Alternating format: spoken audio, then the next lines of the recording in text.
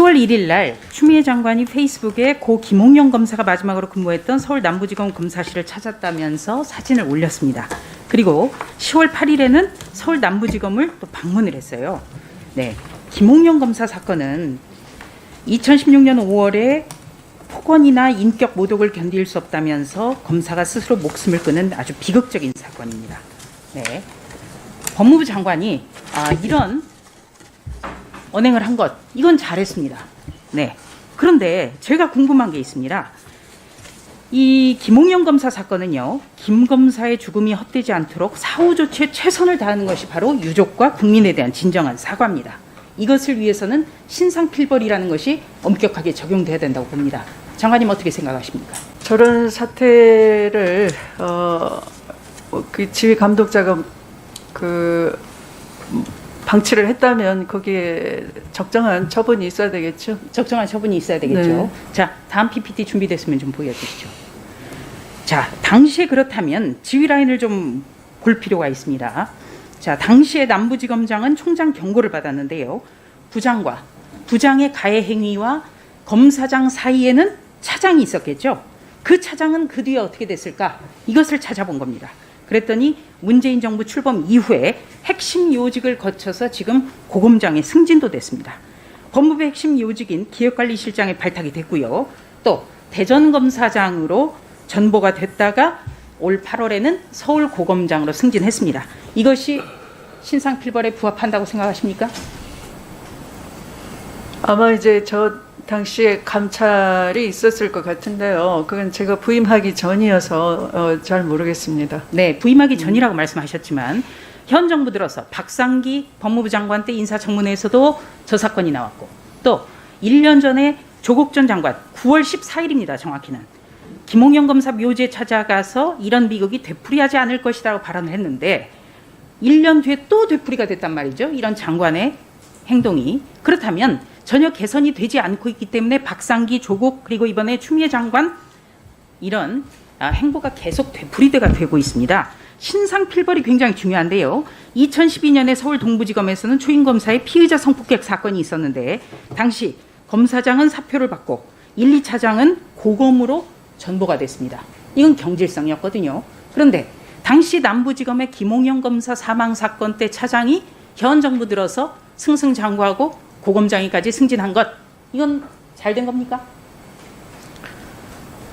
아마 이제 감찰 내용에 대해서는 제가 이미 이제 저건 제 부임 이전에 있었던 일이고 그 전에 감찰이 끝난 거여서 제가 내용을 모릅니다만 뭐 의원님께서 보는 또 그런 관점도 뭐 일리가 없다고 할 수는 없겠습니다. 네. 이 사건은요, 유족들이 검찰 수사심의위원회를 좀 열어서 이 문제를 억울하지 않게 처리해달라, 이렇게 호소도 했고요. 네. 또 수사 착수가 1년이 됐는데도 결론이 나지 않고 다시 법무부 장관이 이 사망사고가 있었던 서울 남부지검을 또다시 순시한 겁니다. 이렇다면 근본적인 어떤 처방책은 생각지 않는다. 오히려 이 시점을 보면 아들 수사 의혹 문제에 대해서 수사 결과 브리핑이 있고 난 직후기 때문에 검찰의 면죄부 논란을 덮기 위한 술책이 아니냐, 이런 비판도 나오거든요.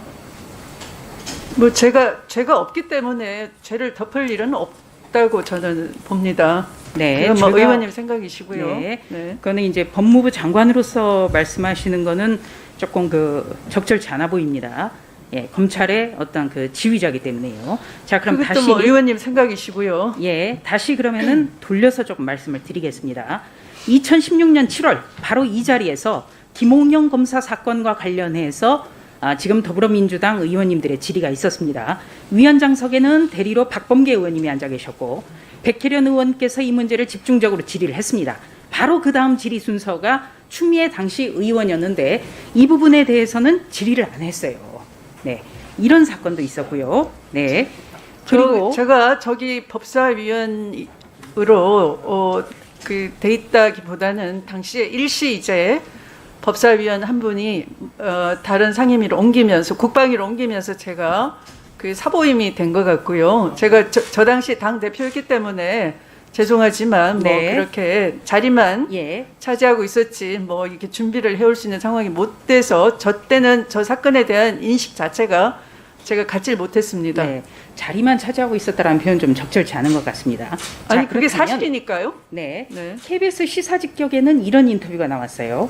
그 검사 고 김홍영의 증언 이런 제목으로 한 검사가 당시 남부지검의 검사장과 차장이 감찰과 관련한 진술서를 쓴 검사를 불러서 내용을 캐묻고 욕설을 했다. 이렇게까지 했는데 해당 차장은 현 정부 들어서 승승장구했다. 이것이 과연 이 정부가 말하는 공정과 정의인가? 또 신상필벌에 부합이 되는가? 그를 여쭙고 싶습니다.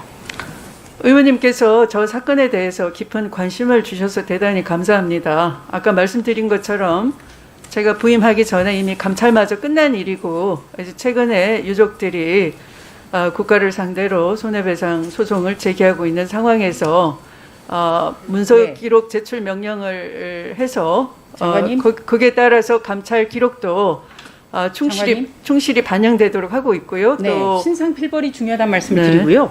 제가 이 사건에 대해서도 관심이 있었지만 더더욱 관심을 갖게 된 것은 장관님이 이번 추석 연휴에 2번이나 갔기 때문에 제가 여쭤보는 겁니다.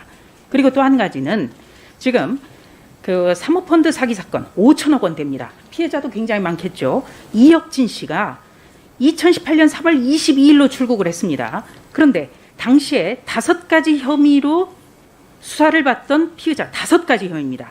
그렇다면 이거는 출국 금지가 됐어야 되는 거거든요. 이 정도 사안이면. 그런데 3월 22일 날 출국을 했어요. 그러면 우리가 합리적인 의심을 해본다면 출국 금지가 돼 있다가 대통령 순방 일정에 맞춰서 일시적으로 풀려났다라는 생각을 할 수가 있습니다.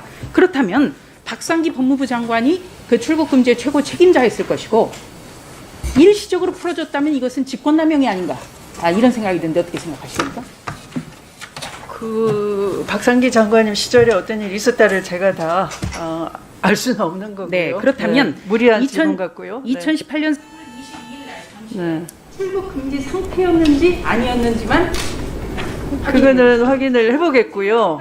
일시적으로 풀어줬다면 문제이기 때문에. 네, 아까 그 존경하는 유상범 의원님 질의에서 윤한홍 의원님이셨나요? 이혁진 씨에 대한 범죄인 인도 청구 했는지 안 했는지 여부를 물으셨는데 제가 다시 확인을 하니까 물론 이제 자세히는 말씀드릴 수 없습니다. 조약상의 상호 준수 의무가 있기 때문에. 그러나 범죄인 인도 청구 협조를 요청했고요. 날짜는 9월 22일인가? 9월 24일인가요? 하여튼 미국 접수가 9월. 아니 이거는 조약상의 문제였어요. 그렇습니까? 네. 하여튼 뭐 그 법무부는 신속하게 할 수 있도록 최선을 다하고 있다 이런 말씀을 드리겠습니다. 그런 접수 날짜마저도 이제 조약상의 문제로 이 자리에서 구체적으로 말씀드릴 수 없음을 양해해 주시기 바랍니다.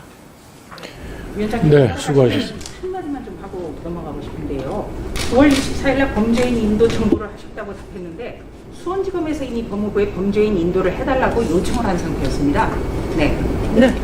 예. 그렇다면은 오전에 발언에 비춰보면은 수원지검은 이런 범죄인 인도에 대해서 절차도 모르고 요청을 하는 것이 되기 때문에 저는 좀 잘 이해가 안 됐고요. 아니 수원지검에서 법무부에 요청하면 법무부는 그게 따른 외교부와의 협조 뭐 여러 가지 절차를 밟는 거죠. 네. 2018년 3월 22일 날 이혁진 씨 출국 당시에 일시적으로 출국 금지가 풀렸는지 이것만 확인해서 좀 제출해 주시기 바랍니다. 그런 일은 없다고 보는데요. 의원님 질문에 대해서는 성실히 확인해 보도록 하겠습니다.